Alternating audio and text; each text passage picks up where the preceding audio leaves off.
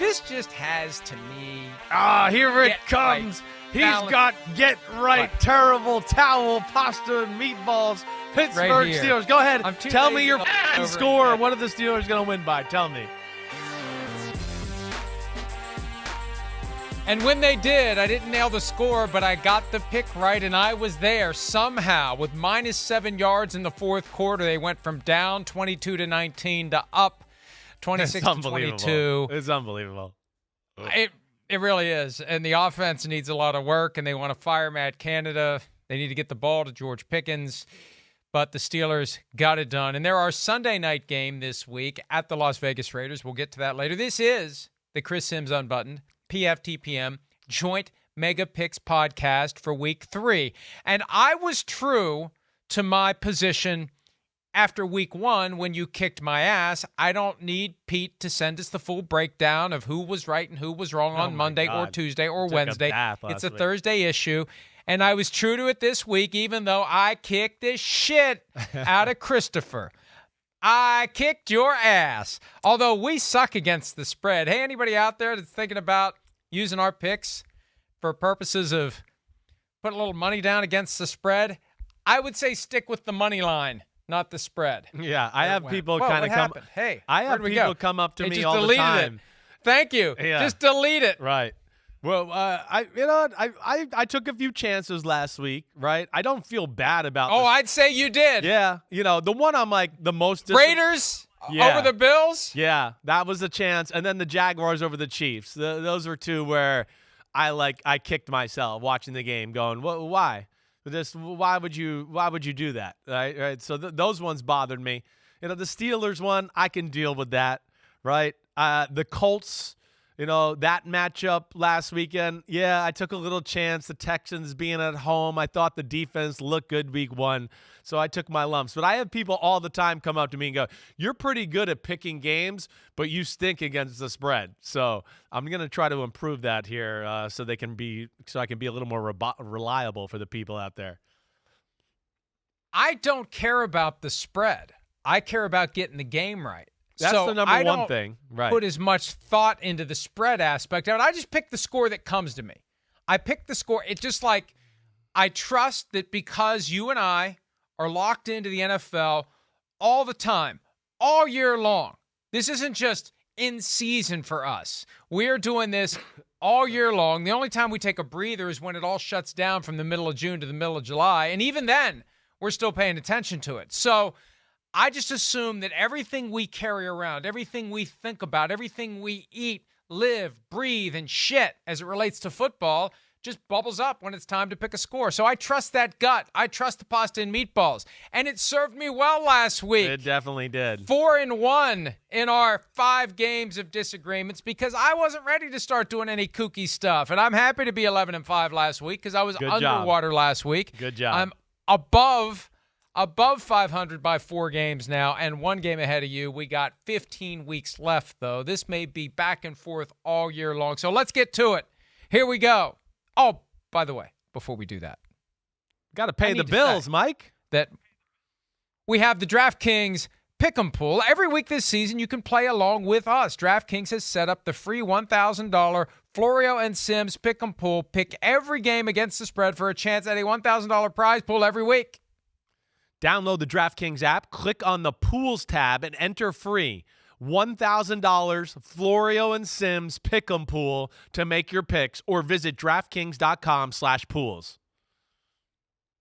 Just like us, you have to enter all of your picks before kickoff of the Thursday game. Every game, every day, Monday and Sunday, you got to do it by the game time beginning on Thursday. And Pete says we've got 10,000 people already signed up for it. Wow, that's cool. This week, which I like it. Is about 9,995 who will do better than us. But we're going to try our best. And we begin with Thursday Night Football. Giants at the 49ers. Once upon a time, 1990, this was the biggest audience in years, in decades, for a football game because they were both 10-1. Remember that? They were on a collision course to go into it undefeated. Big game, huge game. Is that the game where Phil broke his leg? I'm not trying to be an ass. Is that when it happened? No, that was the game where him and Ronnie Lott got into it after the game, right? So You're laying it out right. There's a great history between the Giants and 49ers. Both teams were 10-0. Both teams lost the week before they were going to play each other. I believe the Niners lost to the Rams and the Giants lost to the Eagles. That set them both up for being 10-1 in that showdown. It was a tough, hard-hitting football game. But no, my dad broke his foot. I believe it was 2 weeks later against the Buffalo Bills, and Bruce Smith kind of fell on the back of it, and that was the end of his season. And then they had the rematch in the NFC Championship. That was the game where Joe Montana just got obliterated. Yes. Obliterated. Was it Jim Burt who hit him from behind? It was Leonard Marshall. Obliterated. And I remember Pat Summerall going, and the report from the bench on Montana is everything hurts. That's what he said. I can still remember it going, I've never heard one like that. That was a good one. But yeah, he got killed. He avoided Lawrence Taylor, I believe. And then as he set up the throw, he didn't realize Leonard Marshall had about a 20-yard running head start and just destroyed him, is right. Destroyed. All right, tonight, good chance the 49ers will destroy the Giants. 10.5-point favorites is the home team. Giants don't have Saquon Barkley or Andrew Thomas or Ben Bredesen or Azeez Ojulari. Going to be a tall order for the Giants. So we talked about this earlier on PFT Live. We're both clearly going to pick the 49ers to win. The question is, do they cover the 10.5-point spread with an over-under of 44? Yeah, I've debated it a little bit. Like, do I want to, is 10.5 too much? But the more I thought about it, the more I started to feel like, not really. I don't think so. This 49er football team we know is extremely good. It's their home opener. The crowd's going to be crazy. The Giants, those injuries bother me. Yes, Saquon Barkley bothers me, but like I told you earlier, the two injuries on the offensive line bother me more than maybe even Saquon, especially against this 49er D-line. So there's that.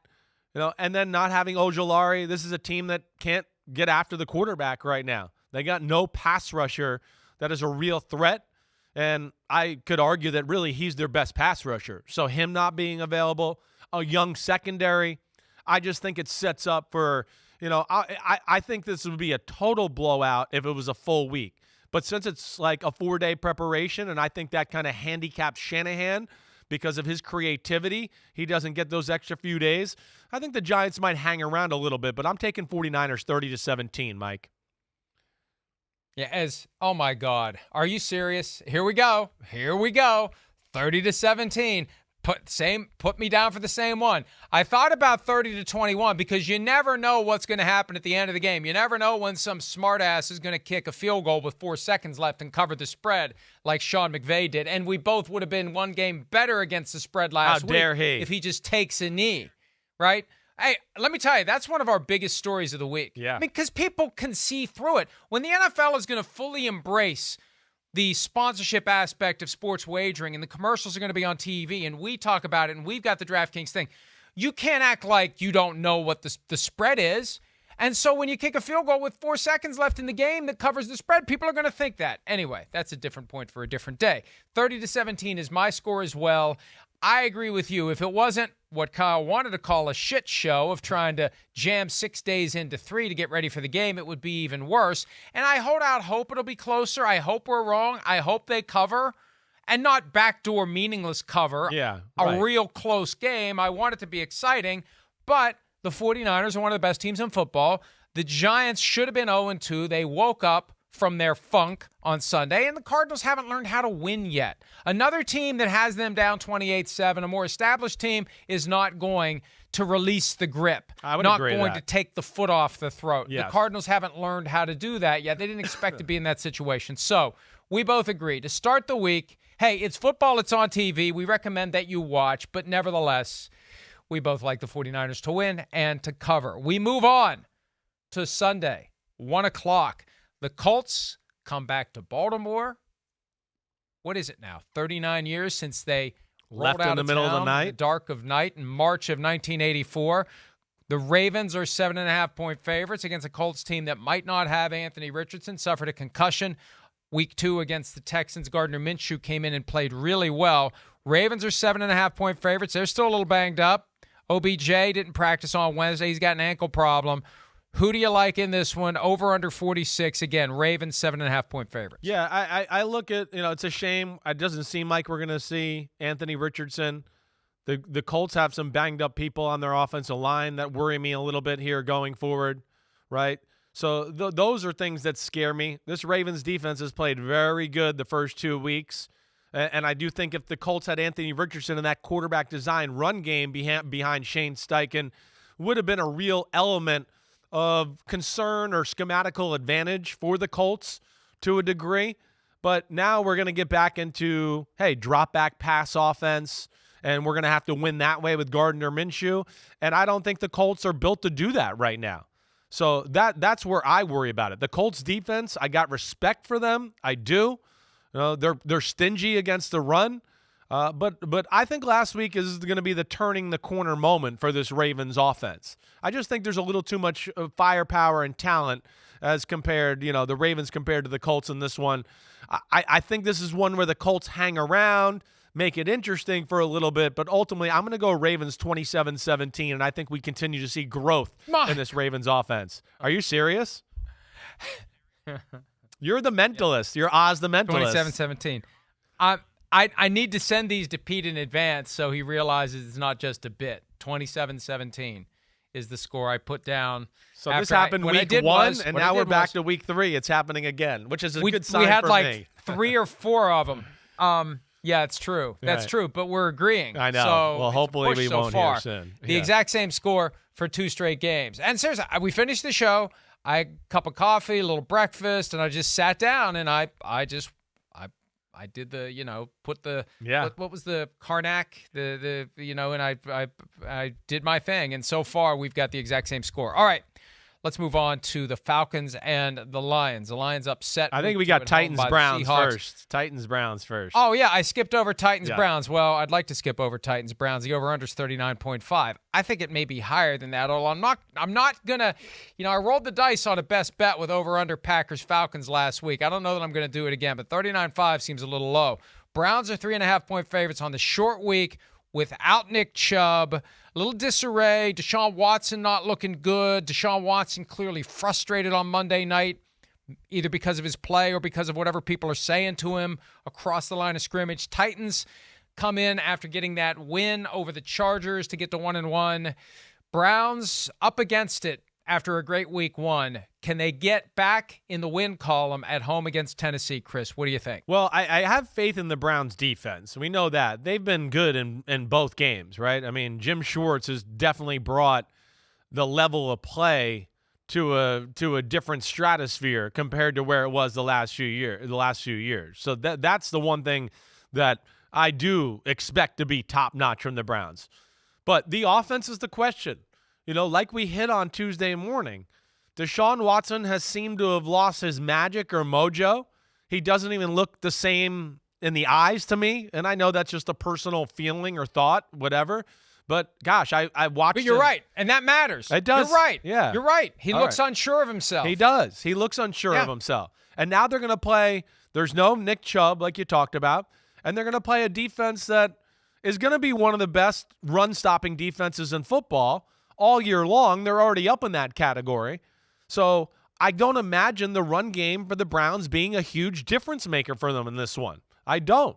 I've liked what the Titans have done. The Titans defense is different than last year. It certainly is. I mean, they gave that Chargers offense a tough time last week. The Chargers ran the ball in week 1, looked impressive that way. We know they can throw the ball a little bit. The Titans kind of squashed both. So the big question is the Titans offense. And are they going to look like the week 1 shit show that we saw, or are they going to look like week 2? I'm betting a little more like week 2. This one's going to be tight, but I got to see the Browns do it before I really buy into this. I do. I got to see Deshaun Watson in this passing game win a game through that, element on the offensive side of the ball. I got to see it to believe it first. And when it's ugly, close football games, Mike Vrabel and company are the best we've seen in football over the last few years. So that's where I'm going to go Titans here in the upset, 20-17. Oh, my God. Pete can confirm this. Pete, what's my score? What's the score I put in? This is f***ed up. 3 for 3. Holy the shit. exact same score. I think we need a vacation from we each other. do. This is bizarre. 3 in a row, 20-17. I really don't have a lot of faith in the Browns offense without Nick Chubb. He's the heart and soul of that offense. Agreed, Deshaun Watson is very unsure of himself. And apparently he's slipping into the Ben Roethlisberger, Derek Carr, block a lot of people on Twitter category. I noticed last night someone pointing out that Watson had blocked their account, and I got curious, and I punched in Deshaun Watson. He's blocked PFT. Now, I don't know when he did at some point over the last 2 years. I apologize for covering this story about, 25 civil lawsuits alleging sexual misconduct during massage sessions. Sorry for doing my job. We haven't been mean to Deshaun Watson. If anything, we've been supportive of Deshaun Watson over the years. We've been ridiculously supportive of Deshaun Watson. So I don't know if he's letting some of this criticism get into his head a little bit, but something's not right there, and we're going to see it play out on Sunday in Cleveland as the Titans, we believe, move to 2-1 by the score of 20-17. All right, now we get to the Falcons and the Lions. I skipped over the Titans and the Browns to get to the Falcons and the Lions because this is one of those games where it's like, the Falcons have looked pretty good so far. That's They're right. 2-0. Right. And the Packers are no slouches. They manhandled the Bears. Here come the Falcons into town against the Lions team that blew a game they maybe should have won against the Seahawks. They get that big win week 1 against Kansas City and fall down a little bit. We know there are real questions with the Detroit defense. Falcons offense looking good. Lions are favored by 3 with an over-under of 46.5. Who do you got? Well, I just feel like every week with the Lions is just a coin flip. It's like, did they get it when they went on 4th down or not? It's like you never feel comfortable. It's smooth. We played consistently well throughout the football game.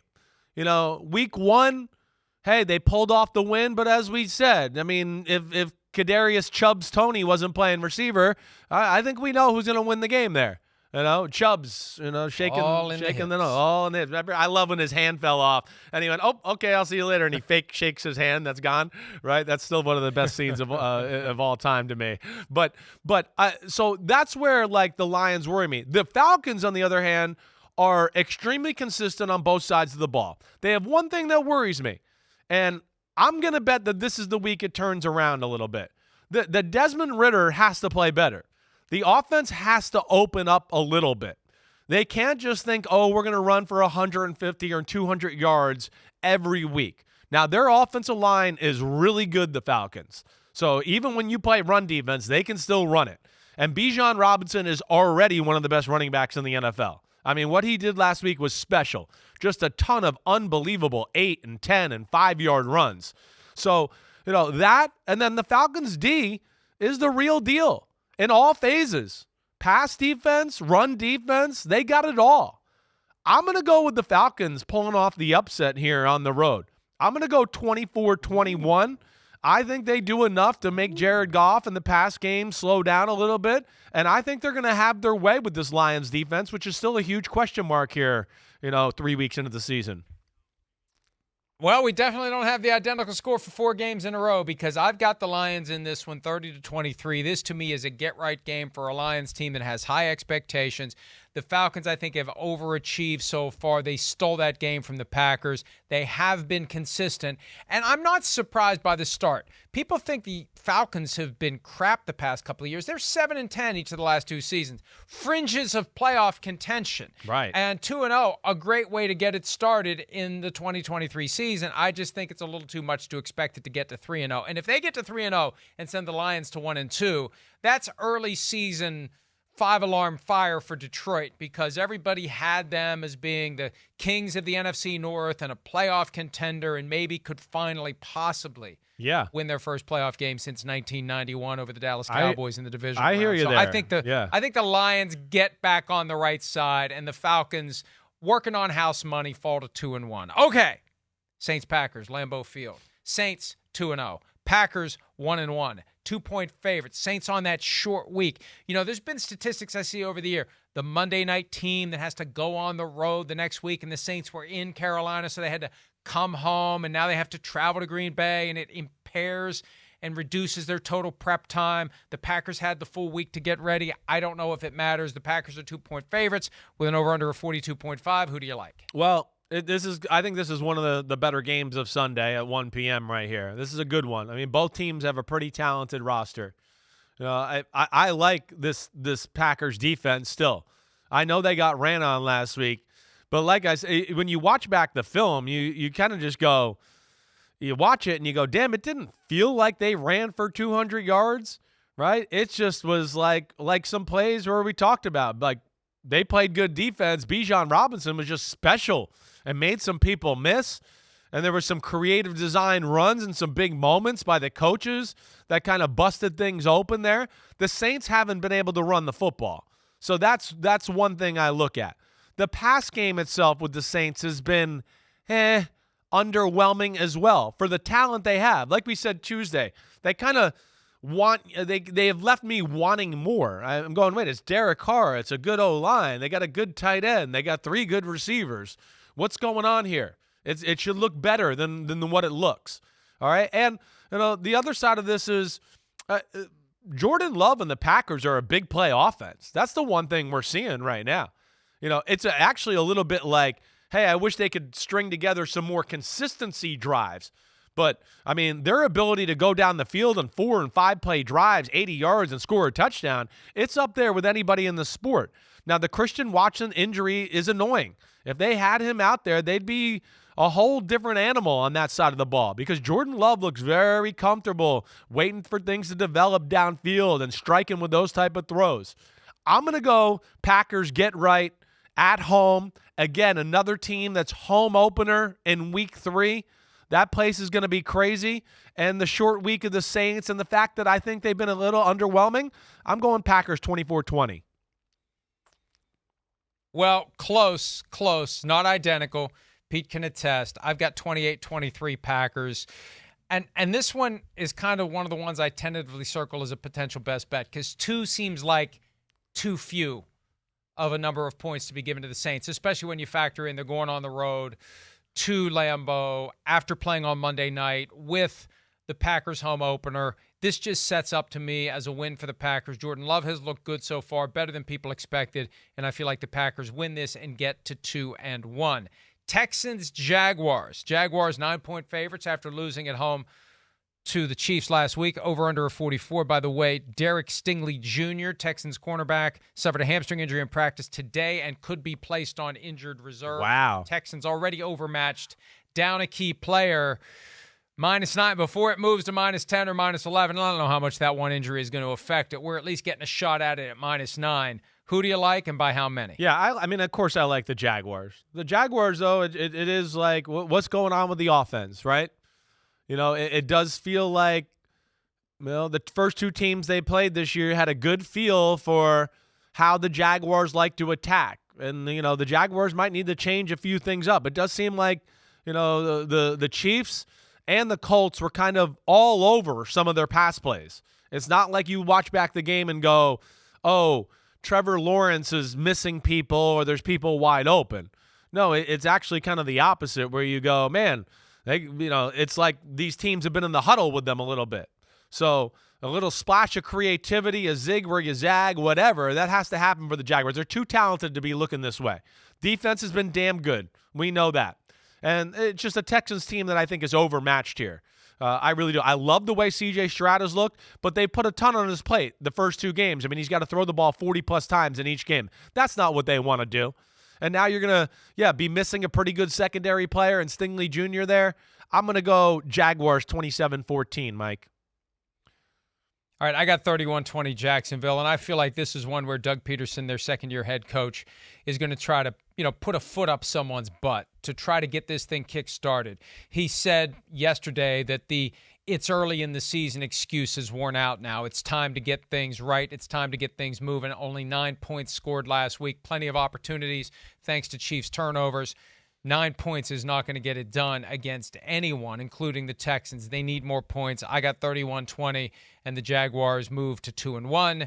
The Texans fall to 0-3, and all remains right in the NFL world. The Broncos at the Dolphins. This one's fascinating in many ways. We talked earlier about Sean Payton. who was going to be the Dolphins coach, the tampering with Peyton and Tom Brady that caused the Dolphins to lose a first-round pick this year. Dolphins are 6.5-point favorites. It's their home opener. They're 2-0. They've got a couple of road wins to start the season.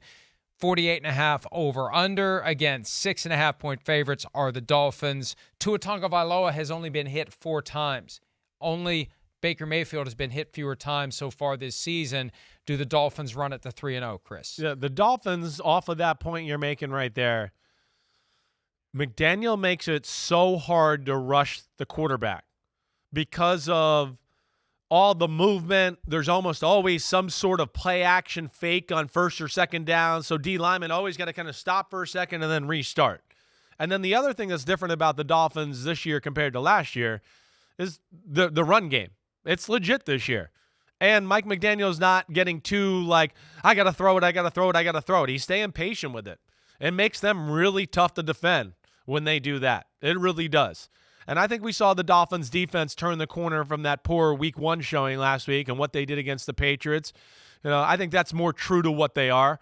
And the Broncos, we've yet to see their offense put a full game together here. So this is another one where I'll just file under, got to see it to believe it first.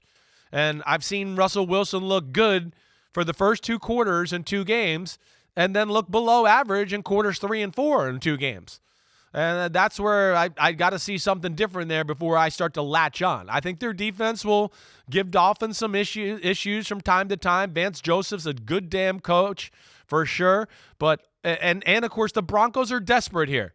It's damn, we're going to go to 0-3 and we just paid Sean Payton $20 million a year. So they're going to get their best punch, but the Dolphins are just too good. I'm going 27-23 Dolphins.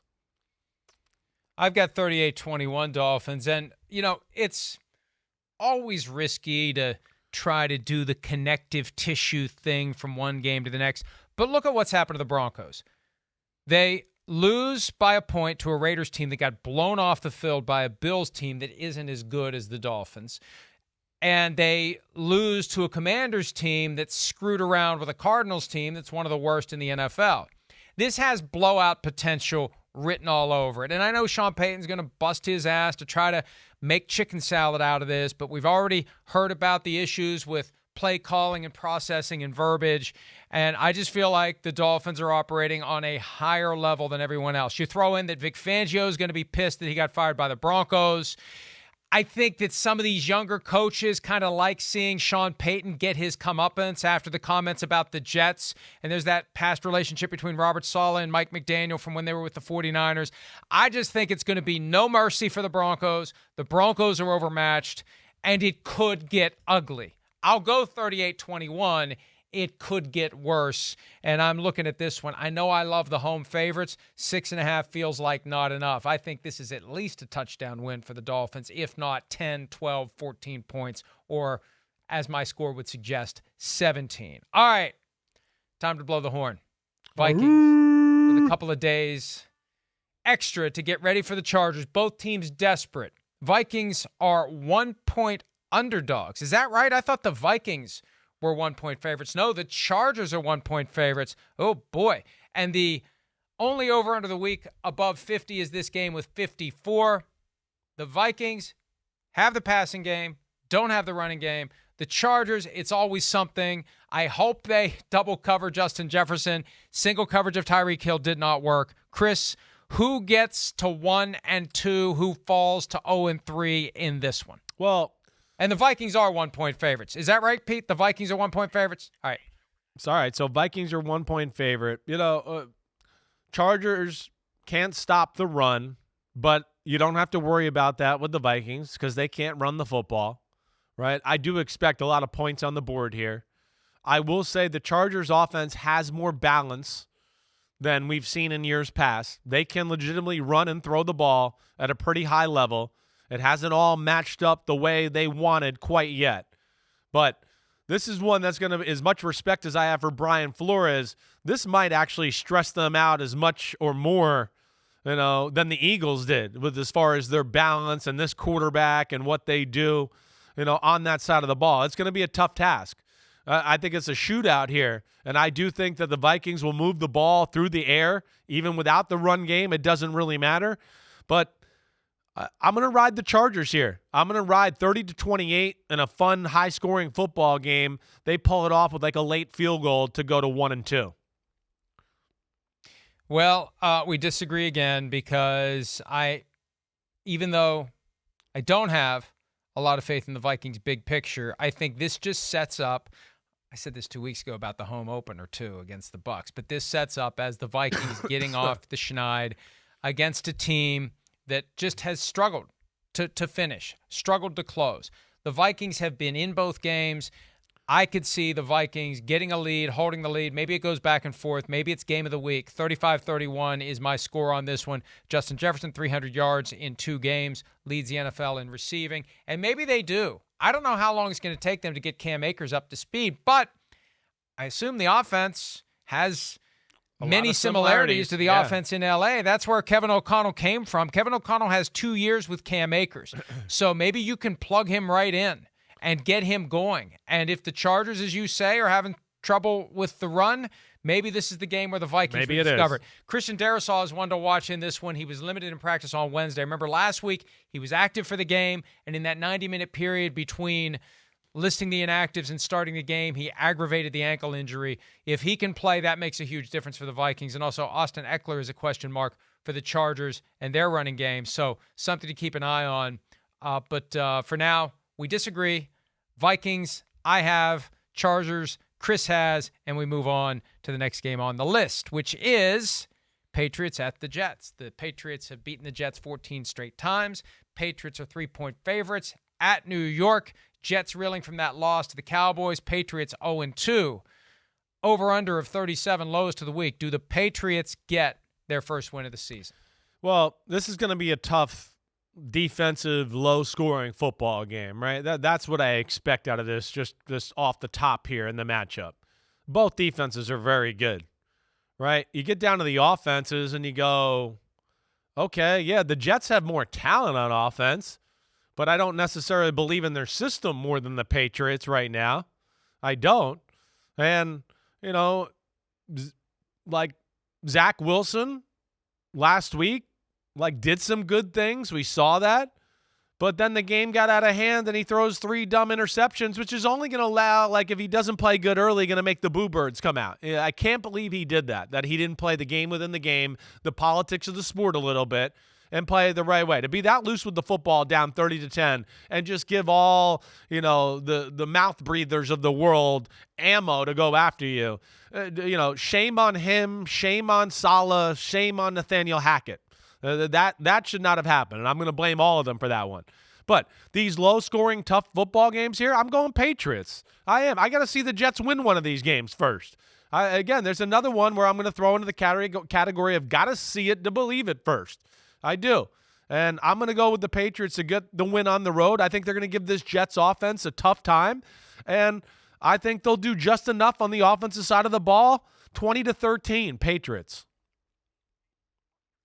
I originally had put down 23-20, but now I see the spread is Patriots -3. So I will go 23-17. I think the Patriots win. I think the Patriots cover. The Patriots could be 2-0. They've been in both of these games. Definitely. They've played teams with far superior talent to them. And I feel like the Jets are still trying to figure it out. You know, one of the points you make, they got these young guys that pop off a little bit too much. They got to get this under control. They can't let one loss become 2. I fear that they're going to let the Cowboys loss become another loss before they finally stabilize things for the New York Jets, and who knows where it goes from here, but we both like the Patriots to win. We both like the Patriots to cover. Last game in the 1 o'clock window for the third Sunday of the regular season. Bills, 6.5-point favorites at the Commanders. A rematch of Super Bowl 26?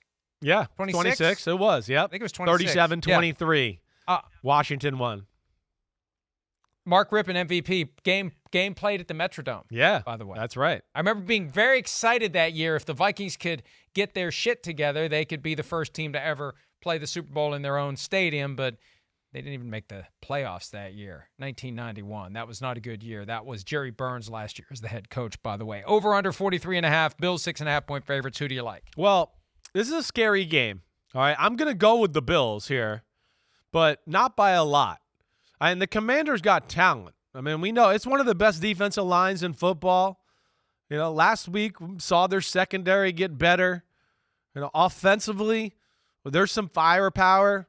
And Sam Howell is like one of those guys where he's going to go. He's going to pull the trigger. Something bad might happen, but more times than not, good things are happening right now.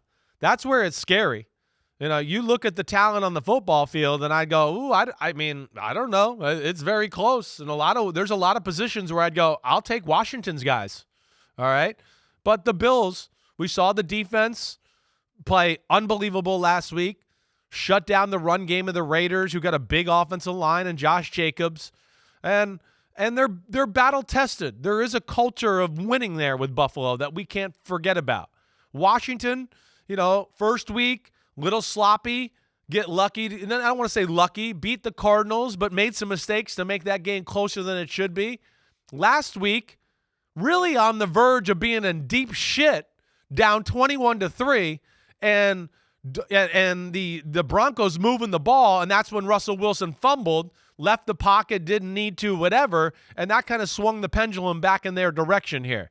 I do think that the Commanders will keep this close, but I'm going to go with Josh Allen magic and that he plays more like he did last week rather than week 1.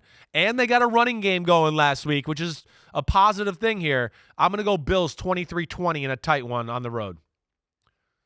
This is another one where I look at the connective tissue. Commanders screwed around with the Cardinals. Commanders screwed around with the Broncos. Bills should have won week 1. I think they just got knocked off kilter by the Aaron Rodgers injury. They thought it was going to be easy, and they realized it wasn't. Josh Allen searching for 21-point plays in the playbook, trying to do too much. That settled down. That evened out. Total team effort. They blew out the Raiders. I think they win by 10 on the road, 31-21, as that running game continues to flourish. Gabe Davis, finally, in a regular season game, had an impact. Right. Josh Allen doing Josh Allen things. And the Commanders, they don't feel like a 3-0 team. Sorry, Matthew Berry, your Commanders don't feel like a 3-0 team, and the Bills definitely don't feel like a 1-2 team. The Bills need this one, and they still remember how they felt in the aftermath of that Week 1 game. I think they get the win, and I think they get it by 10. Let's take a break. When we return, the 4 o'clock games, including the suddenly beleaguered Justin Fields against Patrick Mahomes. We'll do that when Chris Simms Unbuttoned and PFTPM continue right after this. DraftKings Sportsbook is an official sports betting partner of the NFL, and new customers can bet $5 and get $200 in bonus bets instantly. Download the app and use promo code PFTLive when you sign up. DraftKings Sportsbook, the crown is yours. All right, here we go. 4 o'clock games, Week 3. Panthers at the Seahawks. Seattle, after that embarrassing, unexpected home loss to the Rams to start the season, they beat the Lions in overtime. Panthers 0-2, the only 0-2 team in the NFC South. Seahawks are 6-point favorites, over-under of 41.5. Bryce Young may not play. Pete Carroll was doing the whole over-the-top Lou Holtz thing about Bryce Young yesterday. Young's got an ankle injury in the aftermath of the Week 2 loss to the Saints. Chris, who do you like? Do you think it's weird that they even talk about in short yardage situations, they're going to take Bryce Young out of the game because it might take some wear and tear off of him? I mean, don't you think that's weird? It's the number 1 pick in the draft, and we're already configuring the game so he doesn't have to do certain things. It's odd. Why? I mean, it's short yardage. Just hand the ball off, right? I mean, you don't have to run a quarterback sneak. I don't. You could do something else, right? Agreed. It's just it's all weird. It's all weird. It really is. It hasn't looked good. Pete Carroll. They had a rationalization. Yeah. Right. Let me just say this real quickly. Yeah. They had a rationalization for taking him even though he was small, because the trend would have been, after what happened with Tua last year, no small quarterbacks. Right. No guys who are going to get ragdoll around by defensive linemen. We see what happens. It's a copycat league. That's a reason to say, no, we want Anthony Richardson or C.J. Stroud. But that's when the owner gets involved. That's what happens. Right.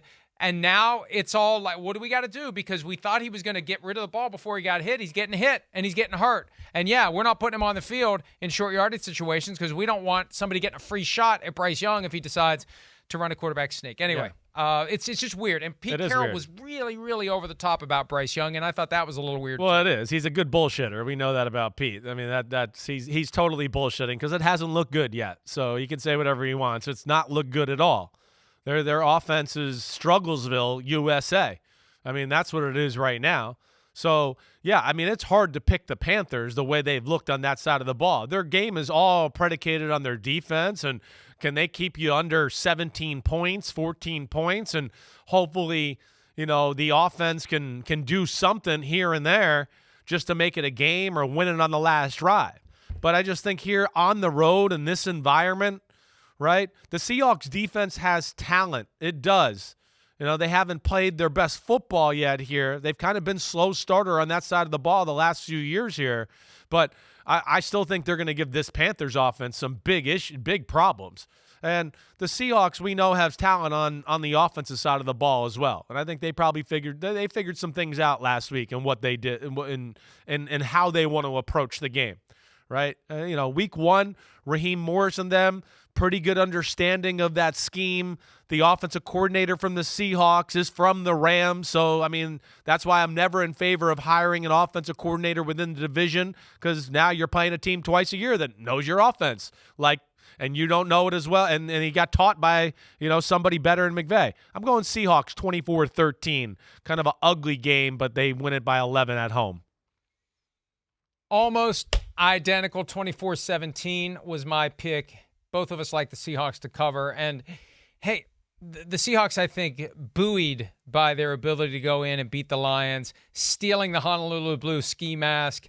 Big win for them, the kind of thing that can be the ripcord on a run here. And they get a Panthers team who is down, who may have Bryce Young out, and if not out, still banged up a little bit. This is a good spot for the Seahawks, I believe, to win and to cover. All right, Cowboys at the Cardinals. 12.5-point favorites. This is the number 1 team in the PFT Power Rankings versus the number 32 team. Yes, the Cardinals barely lost to the Commanders, and they were ahead by 3 touchdowns. They got all these Cardinals fans that are pissed off because they're number 32. Well, somebody's got to be number 32, and they are 0-2, and they've lost both games, and they pissed away a 3-touchdown lead. That's not good. The Cowboys coming to town after winning their games by a combined score of 70-10. That's not good for the Cardinals either, Chris. Over-under is 43. Who do you like, and by how many? Well, you could argue the Cowboys have looked like the best team in football through the first 2 weeks. I don't think you could argue it. They're definitely in the top 2 or 3 teams in football as it stands right now going into week 3. Defense has been shut down. We know that. It's the best pass rush in football and the best defensive player on football on top of that. And then offensively, last week showed me a lot. It did. Week 1, they weren't put to a test. Week 2, that was a good Jets defense, and Dak Prescott and company and Mike McCarthy, it was a hell of a game plan, understanding the rules of the Jets defense. Prescott was patient. He just said, okay, if I have to throw it 5 and 6 yards at a time, so be it. But we're going to stay on the field, move the chains, eat up some clock. They did it the right way. I think they dominate the Cardinals here, 31-14 Cowboys. I've got the number here somewhere. I lost track of it. 40-24 Cowboys. And the offenses look good. The defenses look good. And, look, we know that those correction games are lurking, and maybe the Cowboys look past someone. Yeah, that's where you worry about it. They can look past the Cardinals and still cover. Right. But they're going to win. I know that, but you're right. Smack them in the mouth early. Right. Yeah. The Cowboys will find a way to pull it out, even if the Cardinals get lucky and get up by 10 or 14 points or something like that. The Cowboys understand that they've got something special going. It's still early in the season. They need to establish more momentum. There's some big games lurking, including Sunday Night Football Week 5, Cowboys 49ers. Boy, that's going to be, if they are both undefeated going into that game, or even if they aren't, that's going to be a huge game with a huge rating coming up in just about, 2.5 weeks. Yeah. All right, next one. Same spread, 12.5 points. Chiefs hosting the Bears. The very bad news Bears coming into Kansas City. The Chiefs trying to give their home fans something other than the turd they dropped a couple of weeks ago to start the season after Chubbs dropped all those passes. 47.5 is the over-under. I suspect we're both taking the Chiefs. The question is, do we both think the Chiefs will cover? Well, I'm going to yes and yes. Right now, like the star of the show is the Chiefs defense so far. They've been phenomenal. I mean, creative, aggressive, shut down last week the Jacksonville Jaguars offense. So, I look at that and go, yeah, I don't see a lot of routes for success for this Bears offense that's struggling, and now you're going to be dissected more because of the Justin Fields comments and everything there. And he's not playing well either. And then I just look at the other side of the ball, and the Bears defense hasn't been very good through the first 2 weeks. I think this is going to be the get-right game for the Chiefs here. So I'm going 31-17 Chiefs. I've got 34-20, so basically the same idea. And, the problem with the Bears, Matt Eberflus is still a new coach. He hasn't had a lot of experience, and this whole Wednesday distraction with the Justin Fields comment and the Allen Williams resignation and the report false of an FBI raid at Hallis Hall, it's just a lot of shit to come back from. It is. When you've got the Chiefs staring you in the face. So 0-3 for the Bears, 2-1 for the Chiefs, 34-20 Kansas City wins. We're going to take a break. The primetime games next, including the Sunday night game, which features the first ever trip by the Pittsburgh Steelers to Las Vegas. We'll discuss that and more when Chris Simms Unbuttoned and PFTPM Joint Mega Picks podcast continues right after this. All right, all odds provided by DraftKings as we continue the PFTPM Chris Simms Unbuttoned Joint Mega Piss podcast. I f***ed it up twice now. I was thinking that I said podcast on the way to break, and I was going to make a comment about saying podcast, and I screwed up picks before I could make a comment about saying podcast, which is a different kind of show, one of which Chris would be. I would be the star of that one. Hosting. I'd be good at that one. So here we go with the Joint Mega Pissed podcast. Sunday Night Football, the Pittsburgh Steelers head to Las Vegas for the first time ever to take on the Raiders. The Raiders are favored by 2.5 points with an over-under of 43. That's surprising to me. The pasta and meatballs begin to churn when I see the Steelers as 2.5-point underdogs to a team that just got the shit kicked out of it by the Bills. Who do you like, Chris? Who do you like? I mean, it's not that shocking. I mean, the Steelers arguably have the worst offense in football right now. I mean, miracle they won the other night. They had to break the best running back in the football's legs with a kind of a borderline cheap shot, in my opinion. And then, I mean, Deshaun Watson, horrible interception, horrible fumble, horrible everything. I mean, like you said earlier today, they were down by 3 and had -7 yards in offense in the fourth quarter and won the game. They're not going to be able to do that this week. I'm going to go with the Raiders here. This is a coin flip game. It's scary. But I have more faith in the Raiders' offense that way. And I still don't know. I don't think the Steelers' defense is special. It's good, but I don't think it's special. And I do worry about them stopping the run for the second week in a row. Uh-oh. I saw him leave the screen. I know what's coming.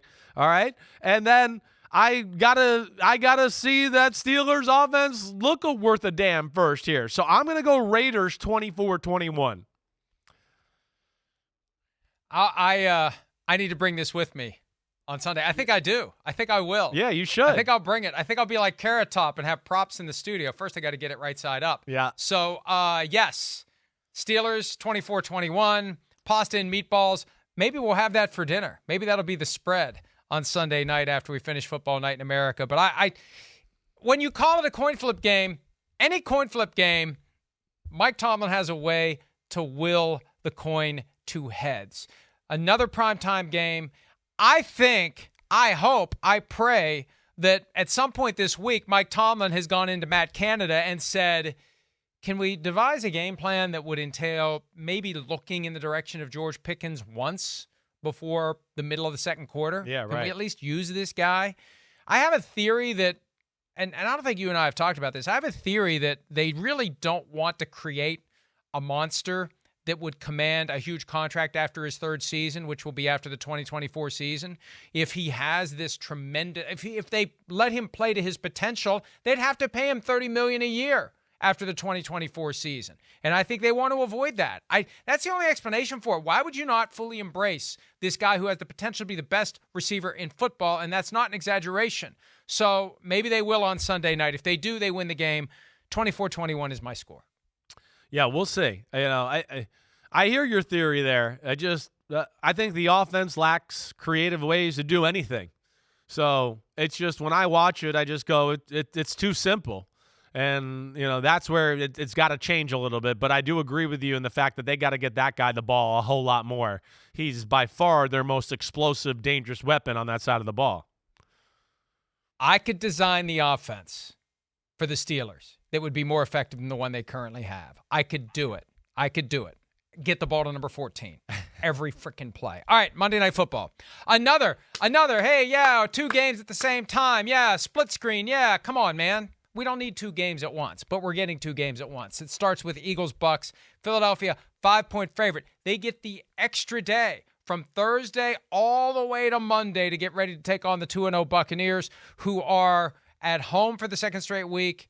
The over-under is 46. Do the Buccaneers or the Eagles their first loss, or do the Eagles send the Buccaneers to 2-1? Yeah, I know. How is it that the Eagles, the most talented team in football, have gotten the easiest first 8 weeks of scheduling 2 years in a row, right? It is kind of amazing.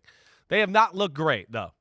The Eagles have underwhelmed as far as we know how talented they are. They're still finding their way on the offensive side of the ball. The passing game has not looked good at all.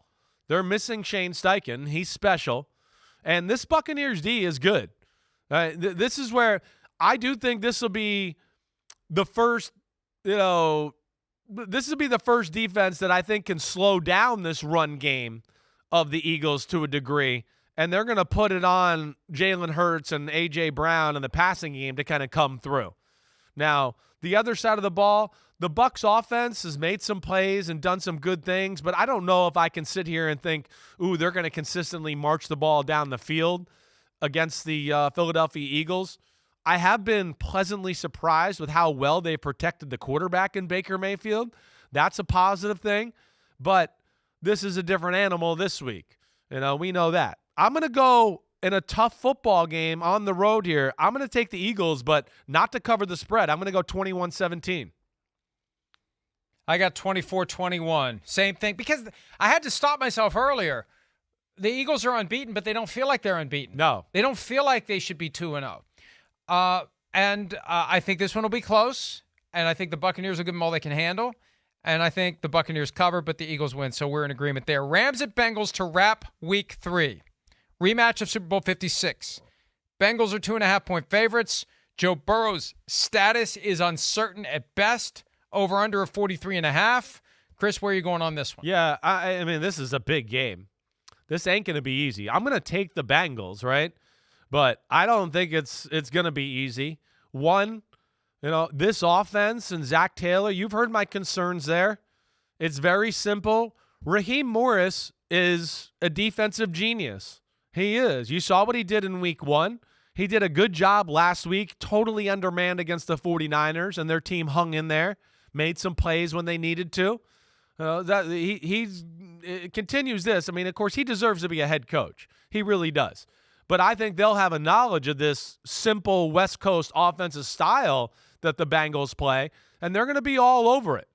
Now, the other side of the ball, hey, this will be a tough task for the Rams offense. That's where I do worry. Stafford's been awesome. There's no doubt about that. I think Lou Anarumo and the scheme they play, though, I think they'll have more capabilities of taking away some of these underneath throws to, Nakua that they've been taking advantage of. The way they play, their quarters, they'll double guys. They'll do a lot of different stuff on that side. Tough football game, Bengals 23-20.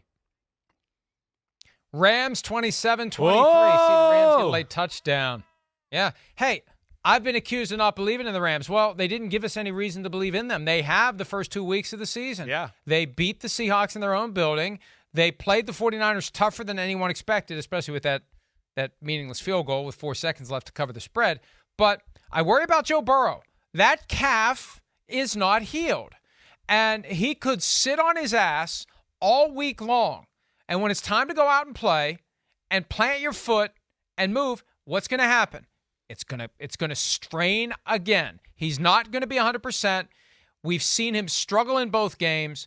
The Rams are overachieving. As long as their key players are healthy, the Rams are fine. It's when guys start getting banged up that it becomes a problem. Matthew Stafford is healthy for now. Aaron Donald is healthy for now. That is huge. They've cleared out Cam Akers, who was clearly a negative presence. Doesn't matter that Cooper Kupp's on IR. Puka Nacua and Tutu Atwell are doing very well for the Rams. I like the Rams to win this game. This is a way to kind of stick it in everyone's face, and I'd rather not be one of the ones into whose face it is stuck.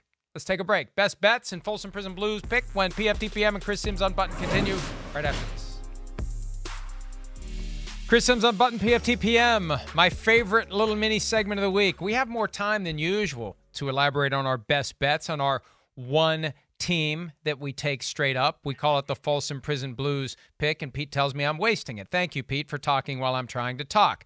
Chris, give me your first pick for your best bet. I know you don't like when I do this, but I'm going to do it. I'm going with tonight. Thursday night. Yeah.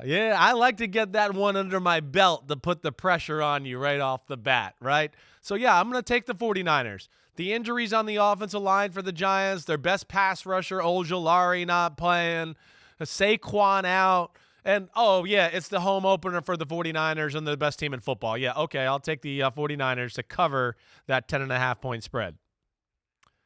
I'm telling John Mara that you're doing that you're picking the Giants to lose by 10.5 points, and suddenly I am rooting for the Giants to cover. All right, look, I get accused all the time of always taking a home team that is favored. So I'm taking a road dog this week. You going to give me 3.5 points? If I'm the Titans coming into Cleveland where the Browns feel a little wobbly right now, I'll take the 3.5 points because I think the Titans are going to win the game straight up. So give me the Titans. Booyah. Good for you. I agree with you. The Titans are going to win, but it's scary. That Browns team has got talent. That's what scares me from making it a best bet. I'm going with another huge number here. I'm taking the Cowboys. All right, I know the spread's high, but I don't give a damn. If they play like they've been playing, they're going to easily cover the spread. I got a 31-14 anyways. Cowboys cover that 12.5-point spread. Give me the Packers, giving the Saints 2 for the reasons we previously discussed. That line is too low. The Packers are at home. The Saints are on a short week after coming from Carolina to New Orleans to Green Bay. Give me the Packers. Call me a for big spreads, okay? I like them big, all right? I'm going – you like that? I'm going with the Chiefs, all right? Oh. I'm going to pick that one, all right? Dolphins giving 6.5 to the Broncos. It should be a 12-point spread. I think the Dolphins are clearly superior. All right, give me your Folsom Prison Blues. Pick the one team that you would take straight up if you could only pick one team. Cowboys over I got the Cardinals. Chiefs. Yeah. Chiefs. You're taking the Chiefs. The Bears are a hot mess. Yeah, they are. As are we. That's it. Enjoy the game. See ya. Let's go.